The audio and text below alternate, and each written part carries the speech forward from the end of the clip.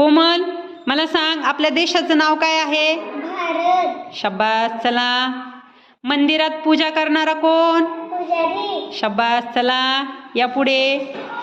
वहीवर लिहिताना चुकलं तर आपण खोडण्यासाठी काय वापरतो? कोल्हापूर. खोड रबर. चला. उन्हाळ्या दिवसामध्ये आपण लिंबू आणि साखरेचा वापर करून पाहुण्यांना काय तयार करून देतो? लिंबू सरबत. शाबास, चला. दळण दळायला कुठे नेतोस? हा, इकडे पुढे. हा, तू दळण दळायला कुठे घेऊन जातोस? गिरणीत. चला. या पुढे. उंच मान असणारा प्राणी कोणता? उंच मान असते बघ, असं झाडाकडे असं उंच तोंड करून पाला तोडून खातो कोण? नाही रे, जिराफ. कोण? जिराफ. चला. या पुढे या. आठवड्यातल्या कोणत्या वारी आपल्याला सुट्टी असते? रविवारी. चलो. या पुढे.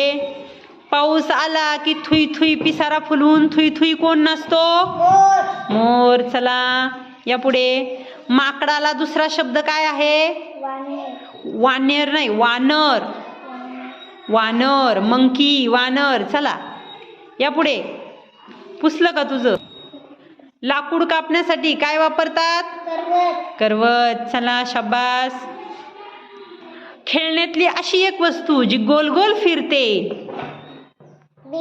भिंगरी. Bing Bing भिंगरी. भिंगरी सोबत अजून काय गोल फिरतं रे?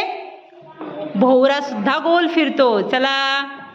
मग चला या बरं आता समोर.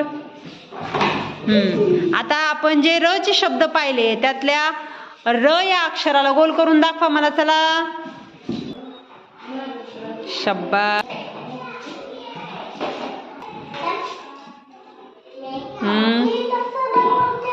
केलं का सर्वांनी गोल?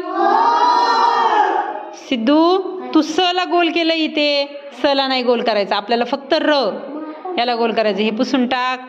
हा, मग मला सांगा आज आपण काय शिकलो? र. Very good. आता हा आपण र गिरवूया वहीमध्ये, पाटीवर, आणि समजून घेऊया, लक्षात ठेवूया. Okay, bye.